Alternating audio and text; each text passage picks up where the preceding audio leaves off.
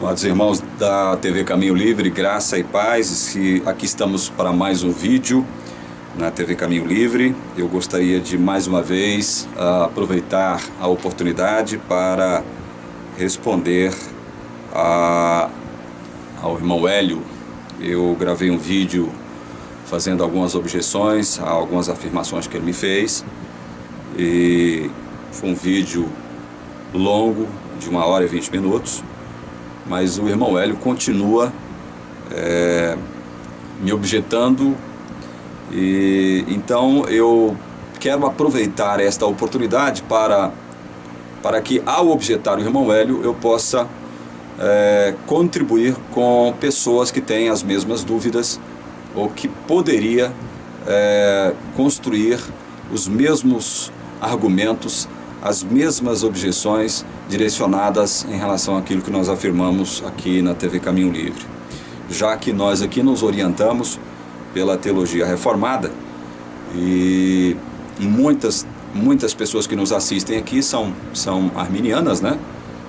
São orientadas pela teologia arminiana, e é natural que elas tentem realmente objetar, refutar aquilo que nós anunciamos aqui, vez ou outra, na TV Caminho Livre.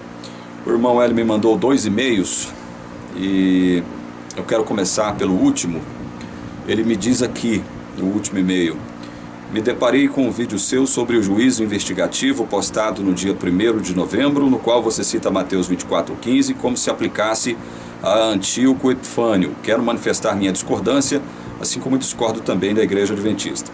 Meu irmão Hélio, eu não vou nem ler o restante do seu e-mail aqui. Com toda certeza você não assistiu a este vídeo na íntegra, você não assistiu este vídeo completamente. Eu sugeriria você assistir este vídeo que você citou aqui, onde você afirma que eu disse, citando Mateus 24:15, que Mateus 24:15 se aplica a Antíoco Epifânio. Eu sugeriria que você assistisse o vídeo completo, tá? Que você assistisse todo o vídeo, para depois você então fazer qualquer tipo de afirmação no sentido de me contestar, tá certo? Assista todo o vídeo antes de fazer as suas contestações, tá? Você vai ver, se você assistir todo o vídeo, você verá que não é essa... as minhas conclusões não vão desembocar aí, certo? Eu faço conclusões, eu argumento de modo muito diferente.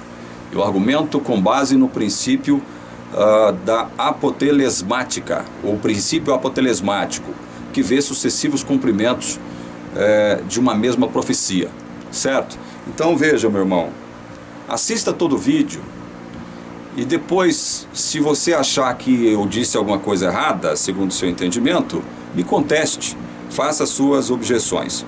Mas vamos voltar então a um e-mail que você me enviou logo após, suponho eu, ter visto o meu vídeo onde eu procuro objetá-lo ponto por ponto. Você diz aqui, olha: quando tomo a liberdade de participar de seu canal é apenas para aprender e absorver algum conhecimento de seu imenso manancial, mas nunca para criticá-lo ou afrontá-lo. Não tenho conhecimento nem disposição para isso, mas pelo contrário, o admiro pela busca da verdade e pela coragem de tornar pública essa sua compreensão. É calçado nessa liberdade que gostaria de convidá-lo à reflexão de alguns textos das Escrituras Sagradas, como segue. Sabemos que Adão e Eva no paraíso podiam permanecer sem pecado, sem morrer e sem perder o favor de Deus. Porém vieram a perder tudo isso, e as consequências nós a conhecemos. Mas como explicar Gênesis capítulo 6, versículos 6 e 7, onde afirma que Deus se arrependeu ou entristeceu? Em algumas variantes afirmam que Deus se arrependeu de haver feito ou criado os homens, mas em outras afirmam que Deus se entristeceu pelos feitos dos homens. O fato é que Deus se entristeceu, sendo que na João Ferreira de Almeida, na Bíblia de Jerusalém, na King James e na Peshitta, que são as versões que eu uso, aparecem ambas as variantes. Se tudo isso é decorrente de um decreto eterno, não seria o caso de Deus se alegrar pelo cumprimento de seu decreto, como acreditam os mormons? Ou será que Deus não sabe o que quer? São os seus questionamentos. em relação àquilo que eu publiquei objetando você, né, irmão Hélio? Vamos começar do princípio aqui. Quando você diz aqui que a sua intenção não era me criticar nem me afrontar, disso eu sei, né? Disso eu estou ciente, que a sua intenção não é me afrontar e nem criticar. Isso não tem problema. E mesmo que você me afrontasse ou me criticasse, eu entenderia isso como algo normal, porque é público e notório que nós pensamos muito diferentes, né, a respeito de muitas coisas, especialmente a respeito de Deus. A sua visão de Deus é completamente contrária à minha visão de Deus. Isso não significa que eu seja melhor do que você ou que você seja melhor do que eu, né? Então é normal que você, diante da sua visão de Deus, possa me criticar, possa até me afrontar. Isso é um direito que lhe assiste, né? E aí você começa, irmão Hélio, a fazer algumas considerações aqui que eu quero comentá-las. Você diz aqui: sabemos que Adão e Eva no paraíso podiam permanecer sem pecado, sem morrer e sem perder o favor de Deus. Porém vieram a perder tudo isso e as consequências nós as conhecemos. Irmão Hélio, claro que nós conhecemos, todos nós conhecemos as consequências de Adão e Eva terem pecado. Agora, eu quero dizer uma coisa com muito respeito a você. Não o conheço pessoalmente. Eu não tenho como medir os seus conhecimentos da palavra de Deus. E também não tenho a intenção de fazê-lo. Eu não sei quanto você conhece da palavra de Deus. Eu não sei quanto você conhece de algumas doutrinas, de algumas questões. Eu não sei. Certo? Agora, uma coisa eu tenho que lhe dizer com muito respeito, mas eu tenho que lhe dizer ao mesmo tempo com muita firmeza. Nós não podemos trabalhar as questões bíblicas na base da suposição ou na base do que poderia ter sido, irmão Hélio. Eu não posso ficar aqui elucubrando, irmão Hélio, sobre aquilo que poderia ter sido, mas não foi.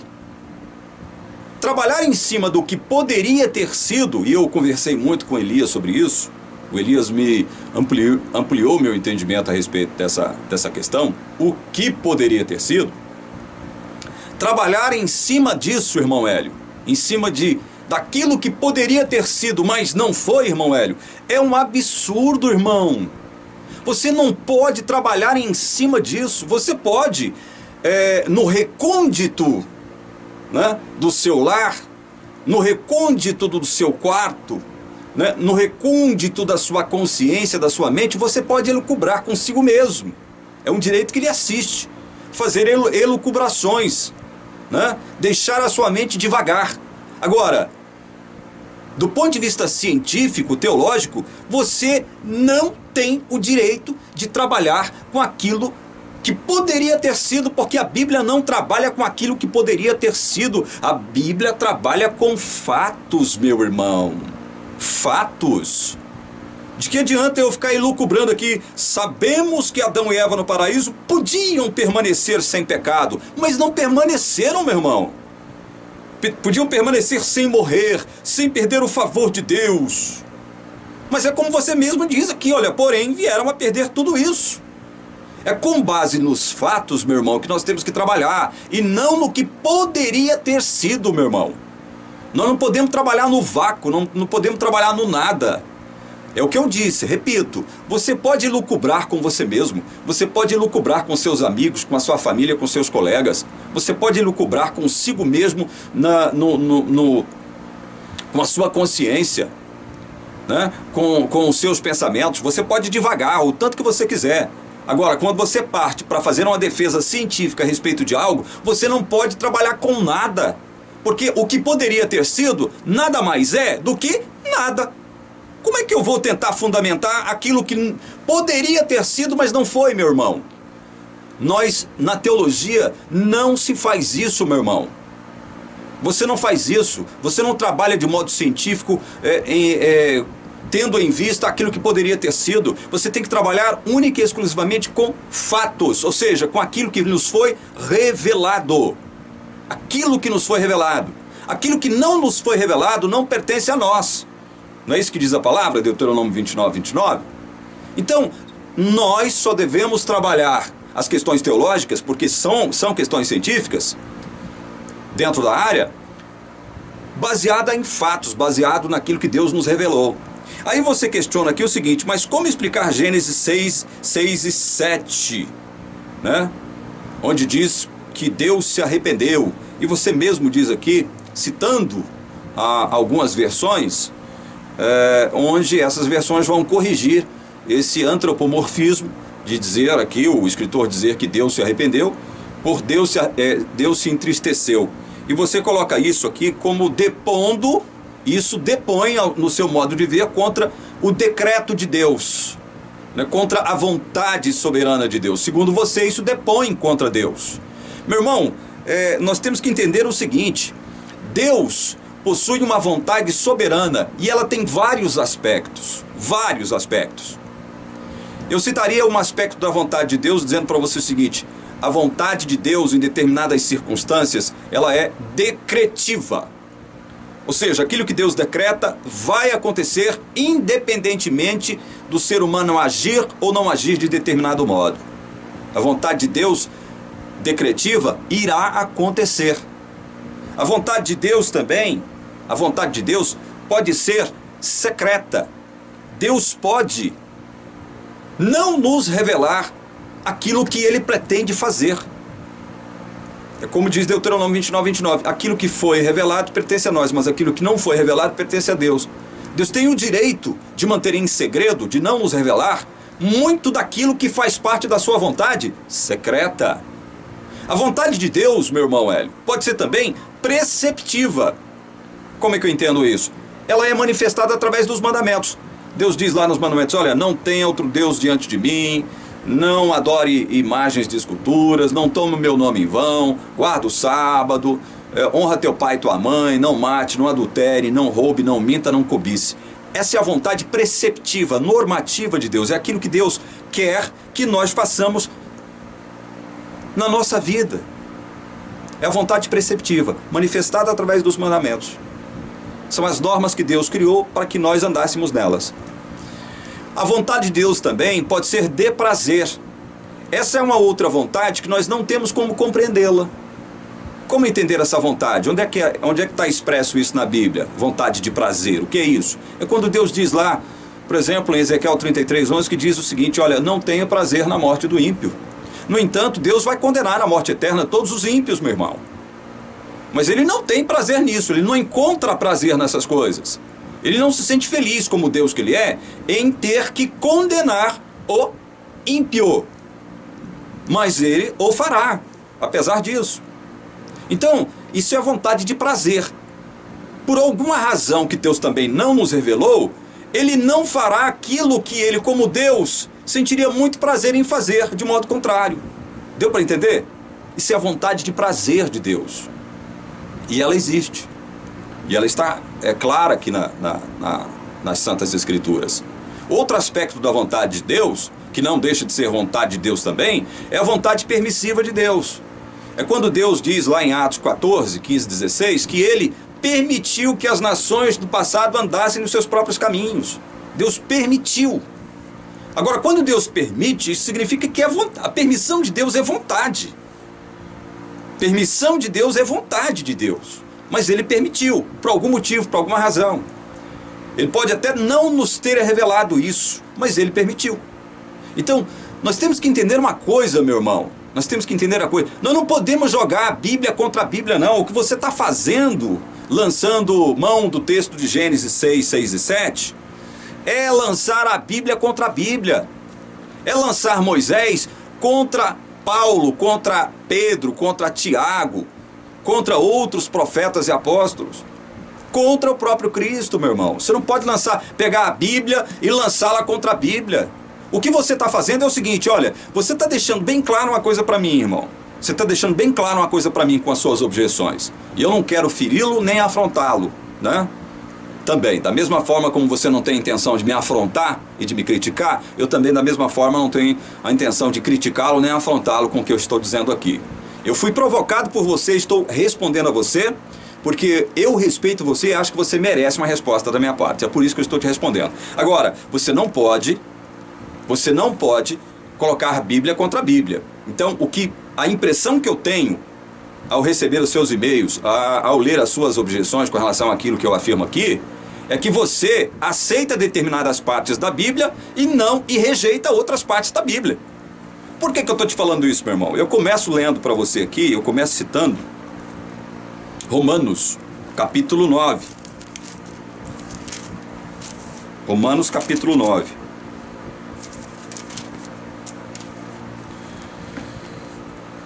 Eu quero ler aqui agora.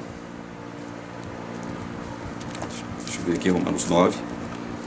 Eu quero ler com vocês aqui agora o versículo 22 e 23 de Romanos 9. Leia comigo, Romanos 9, 22 e 23.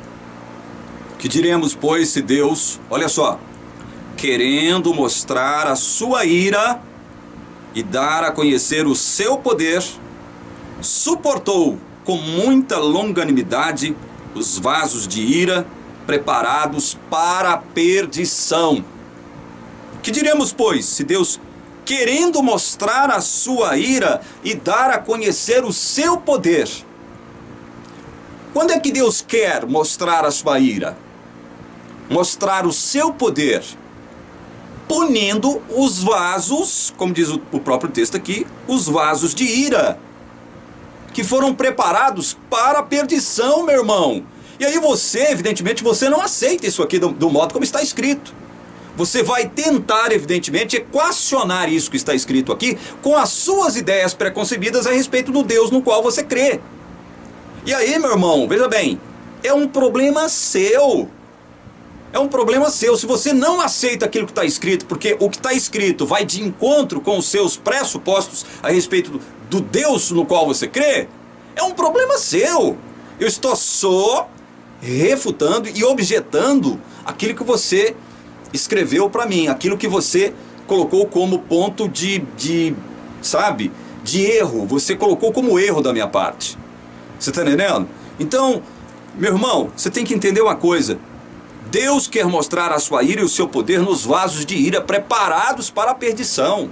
Quem foi que preparou esses vasos de ira para a perdição? Foi o próprio Deus. Agora, Deus não precisou violentar a nenhum desses vasos de ira, porque esses vasos de ira preparados para a perdição, ao mesmo tempo em que eles foram preparados para a perdição, agiram segundo a sua liberdade de agência, meu irmão.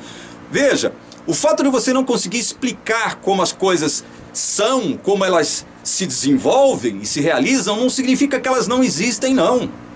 Então você tem que aceitar a soberania de Deus, ao mesmo tempo em que você tem que aceitar que o homem possui liberdade de agência, liberdade de agir, de tomar decisões e fazer escolhas. Deus não violenta ninguém para fazer cumprir os seus propósitos em absolutamente ninguém. De um modo misterioso que nós não sabemos explicar, Deus faz com que a sua vontade se cumpra na vida das pessoas, inclusive dos ímpios, através do quê? Através da liberdade de agência dos ímpios. Então, Deus quer mostrar a sua ira, sim, quer mostrar o seu poder na vida de quem? Dos ímpios. Ele quer. Ele vai mostrar a sua ira e o seu poder na vida dessas pessoas. De que modo que ele vai mostrar o poder? Condenando-as. Seja de um modo temporário, seja de um modo eterno. Seja de um modo circunstancial ou definitivo. Então, você tem que entender isso. Olha o verso 23. A fim de que também desse a conhecer as riquezas da sua glória em vasos de misericórdia que para a glória preparou de antemão.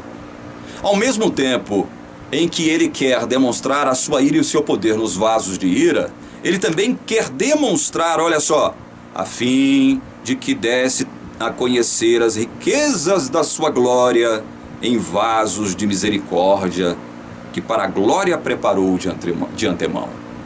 Então, assim como ele quer mostrar a sua ira e o seu poder, condenando os ímpios, ele quer mostrar, ele quer dar a conhecer as riquezas da sua glória em vasos de misericórdia. Preste atenção aqui, irmão.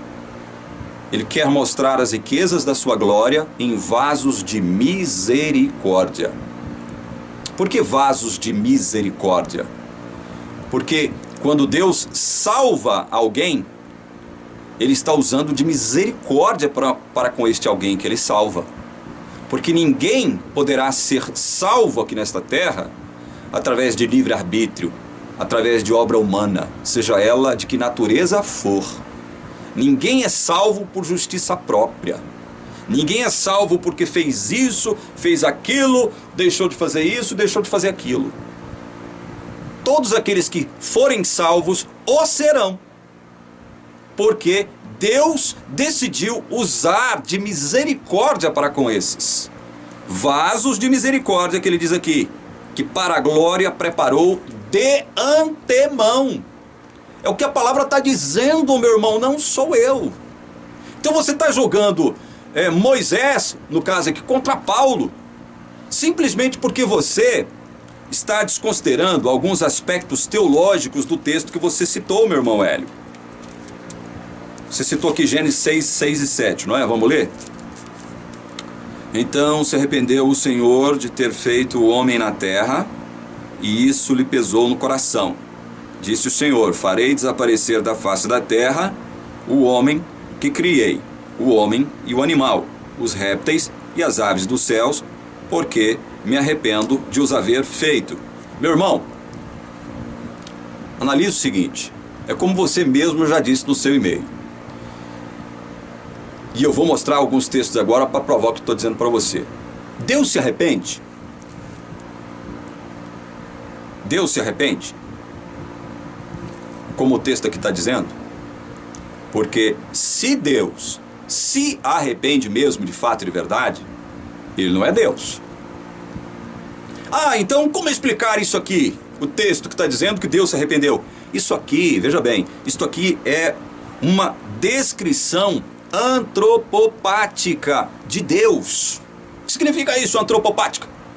Isso aqui nada mais é do que um antropomorfismo aplicado à pessoa de Deus. Isso aqui são características humanas que pertencem a nós, seres humanos, aplicadas a Deus, meu irmão. Isso aqui é nada mais, nada menos do que isso. Porque vamos analisar outros textos que depõem contra este aqui. E aí nós vamos saber o seguinte, se a Bíblia merece crédito ou não. Se algumas partes da Bíblia merecem receber o nosso crédito e outras partes da Bíblia devem ser rejeitadas. Porque a impressão que eu tenho é que você aplica este método, né, com relação à palavra de Deus. Você aceita alguns trechos da palavra e outros você rejeita. Não é? Essa é a impressão que você me passa. Pode até não ser esta a visão que você tem com relação à palavra de Deus, mas a impressão que você me passa ao fazer as objeções que você já me fez e ao fazer as objeções que você me faz nesse e-mail que você me enviou agora é essa. Mas então vamos analisar esse texto de Gênesis 6, 6, 7 com base em outros textos. Por exemplo, Malaquias 3, 6. Vamos lá? Vamos ler Malaquias?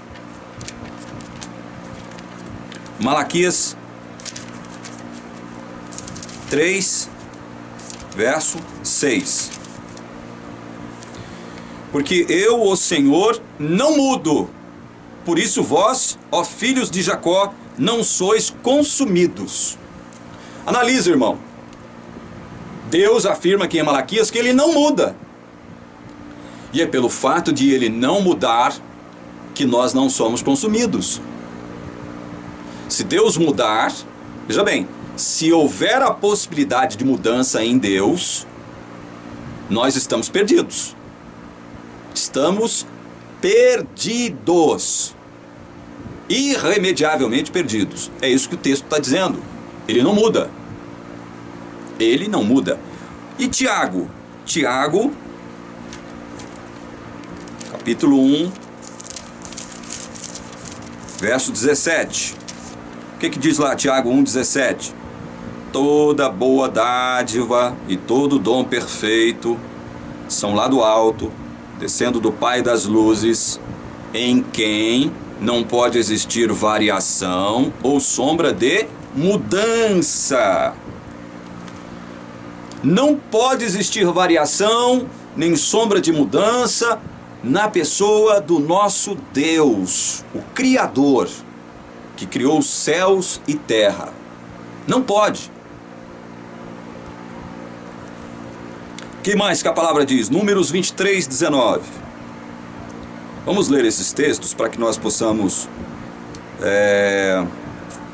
meditar sobre eles de um modo geral.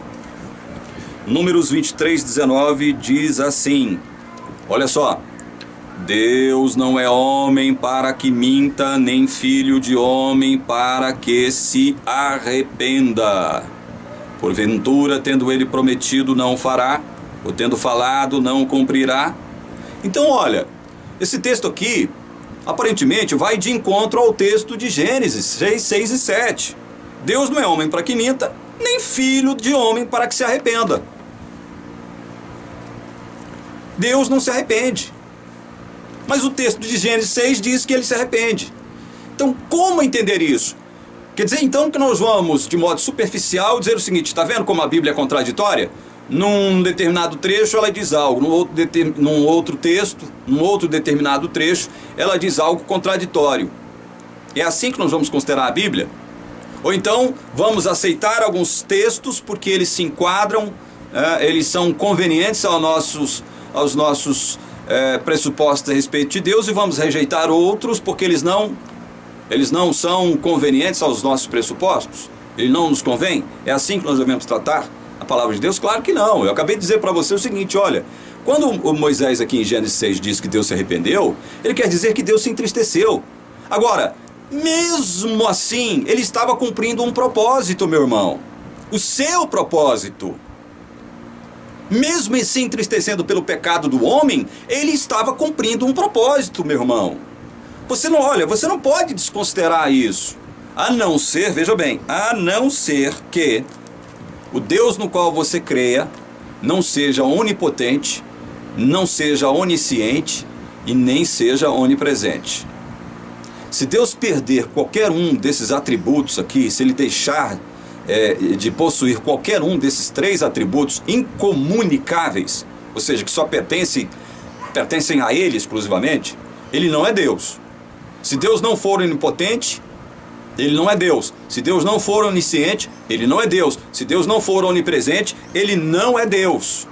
Então nós temos que entender como esse texto aqui. Nós temos que entender da forma como eu estou tentando mostrar para o irmão. De algum modo, Deus estava cumprindo o seu decreto eterno. Decreto eterno. De permitir que determinadas coisas acontecessem, como diz Atos 14, 15 e 16. Por que ele decreta permitir? Para fazer com que o seu propósito maior se cumpra, meu irmão. Porque é o próprio Deus, como eu já disse aqui em vários vídeos que eu gravei, que afirma claramente que ele domina, ele está no controle, ele tem um controle de todas as coisas, né? Deus domina. Olha, vamos ler aqui agora alguns outros textos para que nós tenhamos, para que nós ampliemos a nossa compreensão a respeito da vontade de Deus. Êxodo 32, 12 e 14. Vamos lá? Êxodo 32, 12 e 14.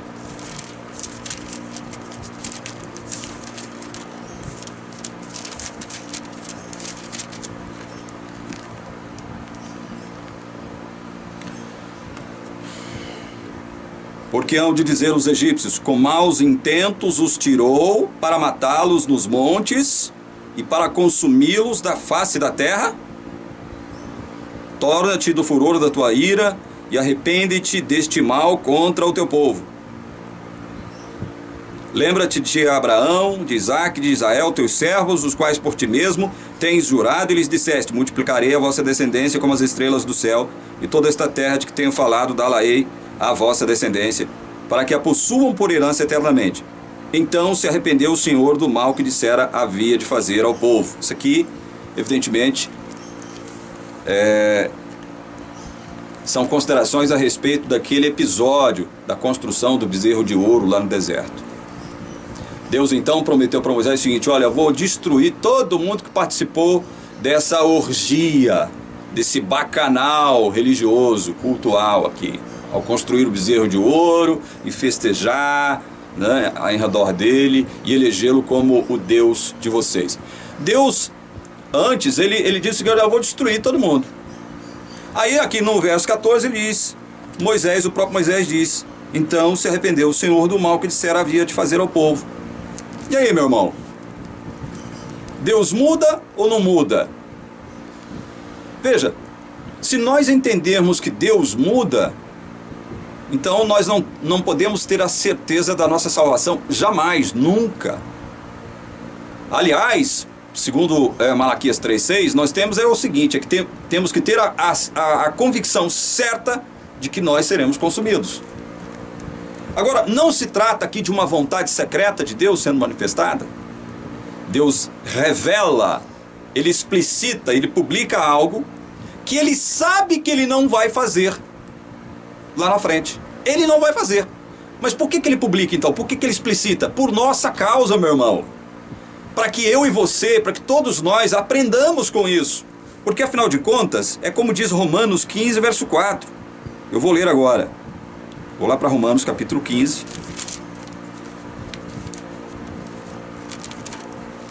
Verso 4 diz assim: tudo quanto outrora foi escrito para o nosso ensino, foi escrito, a fim de que pela paciência e pela consolação das Escrituras tenhamos esperança. Não é que Deus muda. E eu já ouvi isso da boca de um pastor que é professor de teologia. Não, Deus muda sim.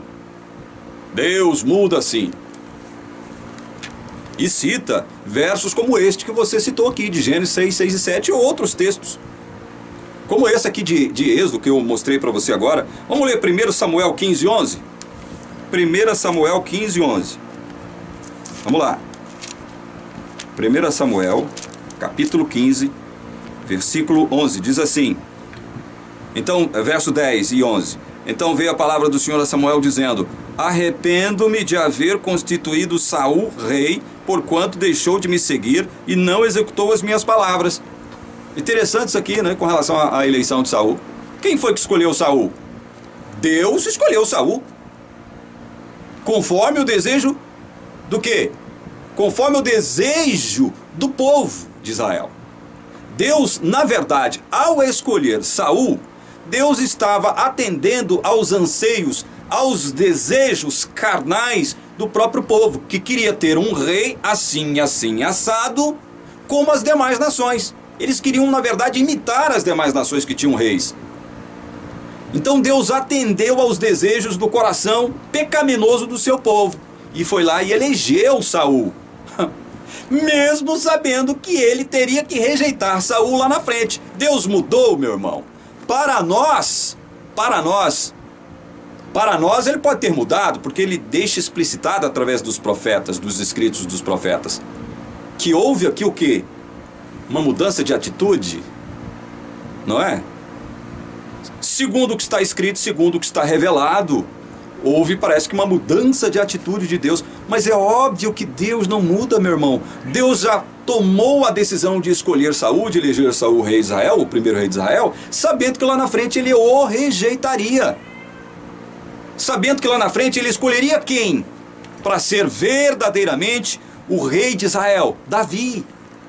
Nós não vamos ler o texto porque não é essa a nossa intenção. Nós conhecemos a história. Eu quero ler outro texto, 2 Samuel 24, 16. 2 Samuel 24, 16. Nós citamos a questão de Davi e agora nós vamos falar alguma coisa a respeito de Davi. Estendendo, pois, o anjo do Senhor a mão sobre Jerusalém para a destruir, arrependeu-se o Senhor do mal e disse ao anjo que fazia destruição entre o povo: basta, retira a mão. O anjo estava junto à eira de Araúna, o Jebuseu. Deus se arrependeu de produzir o mal ao povo de Israel por conta de uma ação de quem?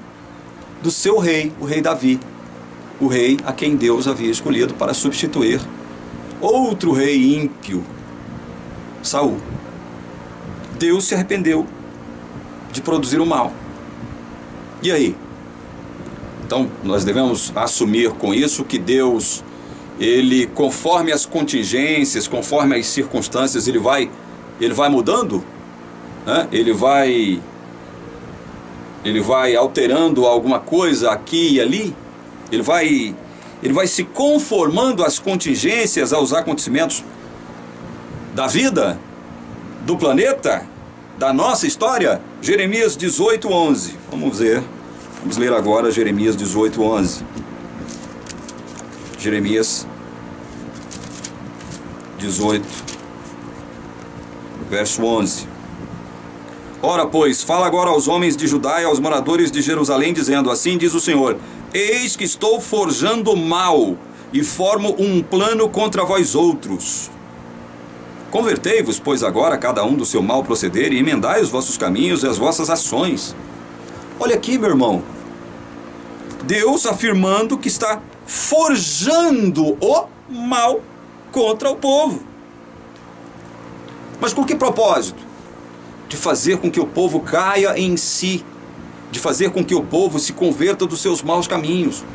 Você viu como é interessante, veja como é interessante, como Deus age com o seu povo. Como Deus age em relação ao seu povo. É muito interessante isso. Amós, capítulo 7, versos 3 e 6. Vamos lá para Amós, um dos profetas menores. Capítulo 7, versículos 3 e 6. Os textos dizem assim: então o Senhor se arrependeu disso. Não acontecerá, disse o Senhor. Verso 6. E o Senhor se arrependeu disso. Também não acontecerá, disse o Senhor Deus. Está vendo? Todas as vezes em que o escritor bíblico diz aqui que Deus se arrependeu, Deus se arrependeu, Deus se arrependeu, isso aqui é uma descrição antropopática do nosso Deus. Na verdade, os escritores bíblicos estão lançando mão de descrições antropomórficas, ou seja, humanas, aplicando-as a Deus. Para quê? Para que nós, seres humanos, que temos um entendimento finito, pequeno, pobre, medíocre, possamos entender determinadas circunstâncias, ou pelo menos começar a entender por que Deus agiu de determinado modo em determinadas circunstâncias. Para isso, nós temos que entender que o nosso Deus, como ele diz aqui, como diz o profeta Abacuque, é tão puro de olhos que ele não pode suportar o mal. Não é isso que diz Abacuque? É isso que diz lá em Abacuque. Deus é tão puro de olhos que não pode suportar o mal. Deixa eu ver se eu encontro aqui esse texto, porque ele serve para que nós ampliemos o nosso entendimento a respeito deste assunto que nós estamos lançando aqui, né, na TV Caminho Livre. Abacuque.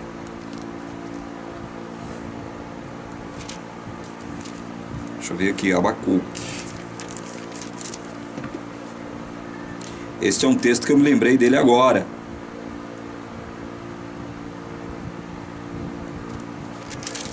Achei. Abacuque capítulo 1, versos 12 e 13. Olha só. Abacuque capítulo 1, versos 12 e 13.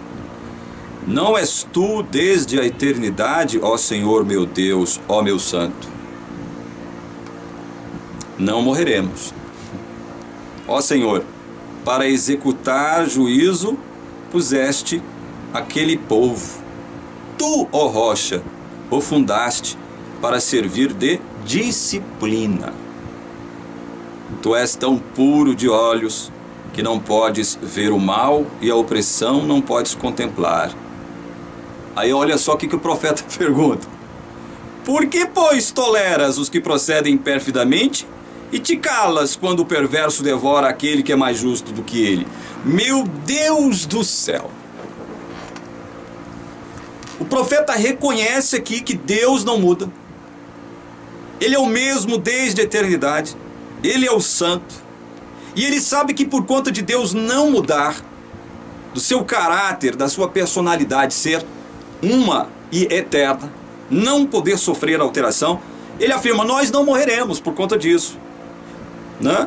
E aí ele faz uma revelação muito interessante aqui, dizendo o seguinte: olha, é óbvio que se você ler o contexto, você vai perceber que Abacuque está falando aqui do fato de Deus ter tomado a nação de Babilônia para punir, disciplinar o seu próprio povo. Isso é algo mal, é algo doloroso, é algo ruim. Mas ele está dizendo aqui, olha, ó Senhor, para executar juízo puseste aquele povo, tu, ó rocha, o fundaste para servir de disciplina, para exercer juízo contra o seu próprio povo. Deus lançou mão de quem? De Babilônia, um povo ímpio que não reconhecia o Deus de Israel como Deus criador. Mas Deus é tão maravilhoso que ele vai lá e converte Nabucodonosor, o principal rei de Babilônia, né? Converte. Mas olha, o profeta, aqui no versículo 3, está dizendo: tu és tão puro de olhos que não podes ver o mal e a opressão, não podes contemplar. Aí ele faz uma pergunta desafiadora para Deus, e essa é a pergunta que tem sido ecoada por muitos céticos, por muitos ateus e até por alguns cristãos decepcionados com Deus ao longo das eras. Olha aqui, ele pergunta: por que, pois, toleras os que procedem perfidamente e te calas quando o perverso devora aquele que é mais justo do que ele? Se o Senhor é tão puro de olhos que não podes ver o mal e a opressão não podes contemplar, por que o Senhor se cala, né? Por que o Senhor tolera os que procedem impiamente, perfidamente, né? E quando o perverso devora aquele que é mais justo que ele, por que Deus se cala? É óbvio que isso aqui é uma impressão do profeta. O profeta, e nós vamos ter a impressão de que quando o mal ele se amplia, quando o mal se desenvolve da forma como ele está se desenvolvendo no mundo de hoje, a gente vai ter essa impressão, essa mesma impressão do profeta Abacuque, irmão Hélio, de que esse mesmo Deus, que ao mesmo tempo não tolera o mal, não pode compactuar com o mal, ele parece omisso, ele parece distante, ele parece se calar diante das mazelas que ocorrem no mundo. Mas por que isso acontece? É porque Deus é um Deus mau? É um Deus tirano? Não! De algum modo, tudo isso está se cumprindo conforme o decreto permissivo de Deus. Tudo isso está acontecendo porque Deus decretou que isso acontecesse, porque Ele tem um propósito santo com isso. Aqui no caso de Babilônia, era disciplinar o seu próprio povo. Disciplinar o próprio povo. De um modo geral, nós poderíamos dizer que Deus está nos ensinando lições que nos serão proveitosas na eternidade. Porque o mal não se levantará uma segunda vez. O fato de nós passarmos pelo mal aqui agora nos tornará imunes com relação ao mal no futuro. Deus, veja só, eu não vou ler o texto agora porque eu estou ganhando tempo. Jesus, quando voltar, vai fazer o que conosco? Vai transformar o nosso corpo corruptível, diz Paulo em 1 Coríntios capítulo 15, vai transformar o nosso corpo corruptível em corpo incorruptível. Ele fala isso também em Filipenses 3, 21, ele vai transformar o nosso corpo num corpo perfeito. Deus vai retirar de nós, Deus vai extrair de nós todo o mal, todo o resquício de mal, toda a semente do mal. E nós, por experiência própria, na eternidade, saberemos que o mal é mal mesmo. E nós não vamos querer nenhum compromisso com o mal. É por isso que Deus permite que o mal aconteça, que o mal se desenvolva. Que é como diz Romanos. Primeiro ele quer mostrar a sua ira com relação ao mal. O seu poder, inclusive, para o quê? Para destruir esse próprio mal. Deus é poderoso para isso. E muita gente pergunta, então, por que ele não fez isso então antes? Porque ele tem um propósito. E é isso que nós estamos mostrando aqui, em alguns vídeos, especialmente os últimos que nós gravamos. Deus tem um propósito para com isso. O fato de Deus não nos revelar em detalhes o seu propósito não significa que ele seja um Deus maldoso, tirânico, né? Sádico. Como eu ouvi, e tenho ouvido muita gente dizer, muita gente acusar a teologia reformada de ser satânica, diabólica, porque segundo a teologia reformada, calvinista, para Deus ser do modo como o calvinista e o reformado crê, ele tem que ser sádico, ele tem que ser diabólico, ele tem que ser satânico, ele tem que ser mau. Ora, meu Deus do céu! Então quer dizer que nós vamos deixar de reconhecer a nossa finitude, a nossa miserabilidade, a nossa mediocridade, o nosso intelecto finito, a nossa capacidade de compreensão bem pequenininha, bem microscópica diante desse Deus maravilhoso, nós vamos deixar de considerar isso e passar então a fazer o seguinte: não, se for assim conforme os calvinistas, os reformados dizem, Deus só pode ser um Deus sádico, satânico, demoníaco. Ele é a própria personificação do mal. Meu irmão, eu quero ler agora alguns textos para mostrar a você o seguinte, irmão Hélio, que Deus em nenhum momento da história da Terra foi pego de surpresa. Deus em nenhum momento foi pego de surpresa. Deus jamais será pego de surpresa por quem quer que seja. Eu quero que você leia comigo Apocalipse 14, verso 6. Eu quero analisar, fazer uma breve análise desse texto sob um outro prisma. Apocalipse 14, verso 6.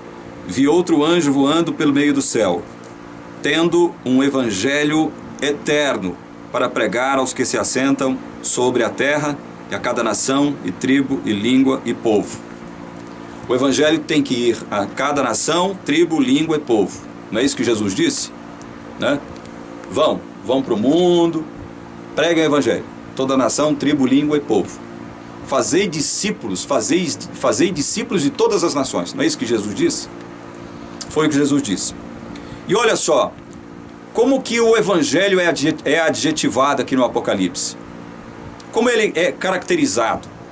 Como ele é qualificado? Como eterno. Isso quer dizer o que, meu irmão? Vamos raciocinar aqui agora? Se o evangelho é eterno, como eterno é o amor de Deus, você sabe disso, você inclusive citou um texto lá de Jeremias 31:3 para me refutar. Se o evangelho é eterno, como eterno é o amor de Deus, como eterna é a redenção de Deus, segundo Hebreus 9, 11, 12. Se o evangelho é eterno, é por quê, meu irmão? É porque Deus já tinha planejado simultaneamente, ao conceber em sua mente santa o evangelho, lá na sua ambiência, Deus Pai, Deus Filho e Deus Espírito Santo, o Deus que é amor, o Deus que comunica entre si. Se Deus concebeu o evangelho eterno lá na sua ambiência, é porque automaticamente ele também pré-ordenou a existência do mal, meu irmão. Porque senão, qual é a razão de ser do evangelho? O evangelho tem como objetivo fazer o que conosco? Nos resgatar do mal, nos redimir do mal. Se Deus elabora, se ele concebe um evangelho lá na eternidade, é porque ele também pré-ordenou a existência do mal. Não há como fugir disso. Deus não simplesmente previu que o mal aconteceria, ele pré-ordenou. Porque se você só fala que Deus previu, e mesmo prevendo, ele criou, é porque ele de algum modo ele é impotente para solucionar essa questão. Ou então ele é sádico mesmo. Ele é um Deus maldoso, satânico e demoníaco. Mas nós sabemos que Deus não é assim. Nós sabemos que ele não é assim. Agora, como é que o mal se cumpre e se realiza nas suas criaturas? Através da liberdade de agência das suas criaturas. Isso é um negócio misterioso, não é? Deus cumpre o seu propósito eterno de decretar a existência do mal, de preordenar a existência do mal, mas esse mal, ele não é o culpado desse mal, porque este mal é produzido pelas suas criaturas, de acordo com a sua liberdade de agência, sua liberdade de agir. Se o evangelho foi concebido na eternidade, meu irmão Hélio, o mal também foi concebido lá na eternidade. Deus pré-ordenou o mal, não há como você fugir disso não, meu irmão. Analisa, raciocina um pouco sob esse prisma, sob esse ponto de vista. Porque é isso que está implícito aqui nesse texto. Evangelho eterno pressupõe isso também. Se Deus concebeu nos redimir, nos salvar lá na eternidade, é porque ele lá na eternidade já tinha pré-ordenado a existência do mal. com um propósito santo. Não é porque ele é sádico, não é porque ele é tirano, não é porque ele não se interessa por nós, não. É porque ele é Deus e ele tem um propósito santo para com a existência disso, do mal. Então, eu já estou partindo para o final desse vídeo, irmão Hélio. Não tome este vídeo que eu estou gravando, direcionado a você, como afronta também não. Não tome como uma crítica aos seus postulados, aos seus pressupostos. Não. Entenda isso como uma atitude em respeito à sua pessoa, pelo fato de a sua pessoa ter me provocado. No bom sentido. No bom sentido. Certo? Então, nós precisamos deixar isso bem claro, meu irmão. O fato de Deus decretar a existência do mal, e ele fez isso lá na eternidade, não significa que ele seja um Deus maldoso, um Deus mau que ama o mal, um Deus que se alegra com o mal, um Deus que se alegra, que tem prazer na morte do ímpio, quando nós sabemos, segundo o próprio Ezequiel 33:11, custa nada a gente ler, não é?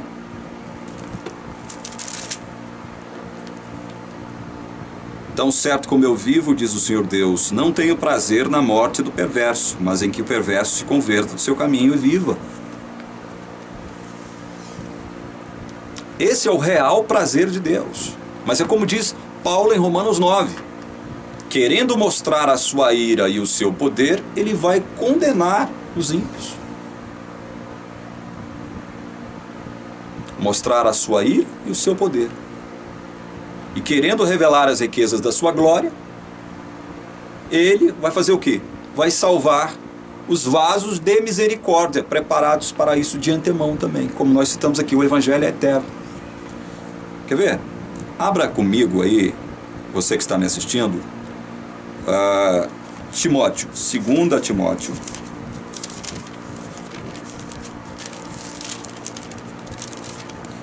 Capítulo 1, versos 8 a 10. 2 Timóteo, capítulo 1, versos 8 a 10. Olha o que Paulo a Timóteo nos revela aqui. Não te envergonhes, portanto, do testemunho de nosso Senhor, nem do seu encarcerado, que sou eu. Pelo contrário, participa comigo dos sofrimentos a favor do Evangelho, segundo o poder de Deus, que nos salvou e nos chamou com santa vocação, não segundo as nossas obras, mas conforme a sua própria determinação e graça, que nos foi dada em Cristo Jesus, antes dos tempos eternos, e manifestada agora pelo aparecimento de nosso Salvador Cristo Jesus, o qual não só destruiu a morte, como trouxe à luz a vida e a imortalidade mediante o Evangelho. Paulo fala de coisas passadas. Paulo fala de um período em que nem a eternidade havia. E Paulo fala de coisas futuras como se elas já tivessem acontecido. Como? Olha aqui, ele diz que essa salvação com a qual nós fomos misericordiosamente agraciados foi manifestada agora pelo aparecimento de nosso Salvador Cristo Jesus, o qual não só destruiu a morte, como trouxe à luz a vida e a imortalidade. Alguém poderia dizer o seguinte: mas como? Se a gente ainda continua morrendo? Sim, mas por pouco tempo. A morte está com seu decreto de morte decretado. A morte está com seu tempo de validade quase vencendo. A morte deixará de existir. O que existirá quando a morte for destruída? A imortalidade. Mas Paulo já está colocando isso como se isso fosse passado. E por que ele coloca isso como se isso fosse passado, meu irmão? E irmãos que estão me assistindo agora? Porque Deus quer que a gente saiba de uma coisa: assim como Ele não muda, E se Ele não muda, nós podemos confiar na sua graça misericordiosa e salvífica, e em função disso nós não seremos consumidos. Assim como Ele não muda, o passado também não pode ser mudado, modificado, alterado. Deus fez com que o apóstolo colocasse tudo como se fosse passado, e ao mesmo tempo, aquilo que ainda não se concretizou, como já tendo sido concretizado, porque não se pode alterar o passado, não se pode modificar o passado. E tão certo como Deus não muda, Ele cumprirá a sua salvação, o seu evangelho, a sua redenção em nós, vasos de misericórdia, preparados de antemão por esse mesmo Deus maravilhoso, porque o evangelho é eterno, meu irmão. O evangelho é eterno. Não adianta a gente ficar brigando contra a palavra de Deus, não. Agora, Deus vai punir os ímpios por conta dos males que os ímpios cometem por conta da sua livre agência, a sua liberdade de decidir e de escolher. Deus vai punir. A Bíblia afirma uma coisa e afirma outra coisa.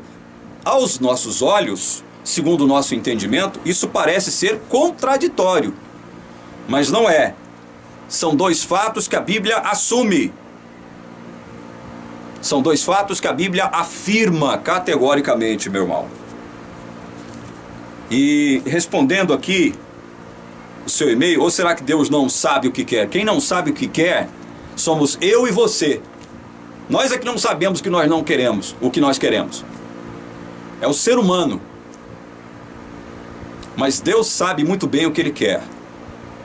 Eu espero que você não interprete isso como esta segunda resposta a você como uma afronta, repito. Eu espero que você considere isso como uma atitude de respeito em relação à sua pessoa. E outra coisa, veja bem, eu não tenho manancial nenhum. Nada do que eu afirmo aqui vem de mim, vem da palavra de Deus. Vem única e exclusivamente da palavra de Deus. Eu não sou absolutamente nada aqui. Eu já disse isso muitas vezes aqui na TV Caminho Livre. Eu sou apenas uma partícula microscópica de poeira cósmica do cocô do cavalo do bandido. Tudo que eu falo e tudo que eu sei vem daqui. Eu não tenho manancial nenhum, meu irmão. Entendeu? Agora, evidentemente que se as outras orientações teológicas estão por aí divulgando os seus postulados, eu já disse isso, vou repetir aqui. É óbvio que eu também vou fazer a mesma coisa com o evangelho, esse evangelho maravilhoso que eu conheci, dentro da orientação reformada. Nunca conheci esse evangelho maravilhoso, nunca tive a certeza da minha salvação enquanto eu fui arminiano. Só passei a ter certeza, convicção da minha salvação depois que eu me tornei um cristão reformado, calvinista dos 5 pontos. E Deus não deixou de ser um Deus amoroso e misericordioso para mim por conta de eu ter me tornado calvinista, não. Pelo contrário, Deus permitiu a esse pobre ser humano aqui, esse miserável ser humano aqui, Deus permitiu que a sua graça fosse manifestada em mim. É óbvio que Deus, quando Deus permite, é porque a permissão de Deus também é vontade de Deus. Então, meu irmão, eu gostaria de ler aqui muitos textos da palavra de Deus, mas para poder dizer o seguinte: em certos casos, irmão Hélio, Deus decretivamente não quer que se faça o que ordena seja feito. Olha só o que eu estou afirmando para você. Em determinados casos, Deus decretivamente não quer que se faça o que Ele ordena seja feito. Vou te dar um exemplo disso. Quando Ele pede para Abraão sacrificar o seu filho Isaque, Ele estava o quê? Manifestando o quê ali? Uma vontade secreta. Ele não queria que Isaque fosse sacrificado. No entanto, ele ordena para Abraão sacrificar o seu filho. E quando Abraão está ali a ponto de sacrificá-lo, ele impede Abraão de agir. Agir do modo como ele, Deus, ordenou. Aí Deus diz na palavra, através de Moisés, que para provar Abraão. Para provar Abraão. Deus sabia ou não sabia que Abraão faria o que ele estava a ponto de fazer? Sabia. Então, por que ele faz esse tipo de coisa? É para nos ensinar. Nós precisamos ser ensinados a respeito desse Deus maravilhoso. Então, assim como em certos casos Deus decretivamente não quer que se faça o que ordena seja feito, também em certos casos, meu irmão Hélio, Deus decretivamente quer que se faça o que não se deve fazer. Por exemplo, com relação à morte de Jesus, eu falei sobre isso com você no meu último vídeo. Citei alguns textos aqui, mostrando para você que, por conta da liberdade de agência de povo de Israel, gentios, Pôncio Pilatos, Judas, Iscariotes, Jesus foi crucificado. Mas isso fazia parte do propósito de Deus. E sou eu que estou falando isso? Você me parece não ter aceito isso, né? Porque eu mostrei na Bíblia que isso era propósito de Deus. Atos 4, 27, 28, Atos 2, 23. Li os textos relativos a Judas, alguns textos para você, relativos a Judas. Mas Deus violentou quem quer que seja para que ele cumprisse os seus propósitos maldosos. Deus não precisou violentar ninguém. Eles agiram com a sua liberdade de agência. Cada um tomando decisões e fazendo escolhas conforme a sua liberdade de agência. Nós temos que entender isso, meu irmão. E para encerrar, eu quero ler um texto para você. Está em Atos, capítulo 17. Versos 24 a 28. O texto de Atos diz assim: O Deus que fez o mundo e tudo o que nele existe, sendo ele Senhor do céu e da terra, não habita em santuários feitos por mãos humanas, nem é servido por mãos humanas como se de alguma coisa precisasse, pois ele mesmo é quem a todos dá vida, respiração e tudo mais. De um só, fez toda a raça humana para habitar sobre toda a face da terra, havendo fixado os tempos previamente estabelecidos e os limites da sua habitação, para buscarem a Deus, se porventura tateando possam achar, bem que não está longe de cada um de nós, pois nele vivemos, nos movemos e existimos, como alguns dos vossos poetas têm dito, porque dele também somos geração. Esse texto é maravilhoso. Eu poderia ficar aqui mais umas 2 ou 3 horas falando sobre esse texto. É óbvio que eu não vou ficar isso. Só estou lendo esse texto para deixar bem claro para você uma coisa, meu irmão Hélio, e para você que está me assistindo, aproveitando esta ocasião. Tudo que existe foi porque Deus pré-ordenou que existisse. Deus pré-determinou que existisse. Deus é Deus. Deus é soberano. Se o mal existe é porque Deus pré-ordenou a existência do mal, mas não porque ele seja mal, é porque ele tem um propósito santo para com a existência do mal, que ele vai erradicar da terra de uma vez por todas. Nesse aspecto nós diferimos. Eu, principalmente, eu penso diferente dos meus irmãos calvinistas. Eu digo e repito isso aqui, que acreditam que os ímpios ficarão a eternidade se queimando no inferno. Não acredito nisso. Não acredito nisso. Eu sou aniquilacionista. Deus eliminará o mal. Uns queimarão mais, outros queimarão menos, mas todos eles serão eliminados, deixarão de existir. Satanás e a terça parte dos anjos deixarão de existir. Não existirá um inferno pela eternidade, como afirmam os calvinistas. Eu discordo da maioria deles. E assim como John Stott, um grande teólogo, falecido, saudoso John Stott, homem de Deus, né? Eu sou aniquilacionista. E eu não posso concordar com os espíritas também, que preconizam a existência eterna do mal, né? Vamos aí evoluindo pelas eras e eras da eternidade. Não, Deus já pré-ordenou o fim. Ele não só pré-ordenou a existência do mal, bem como o seu fim. Isso fica claro na palavra de Deus. Então tudo que existe, existe por vontade de Deus. Deus determinou que cada país que existe nesse planeta existisse lá onde ele está. Que cada nação falasse uma determinada língua criada por esse próprio Deus. Deus permitiu que nações surgissem e que nações desaparecessem.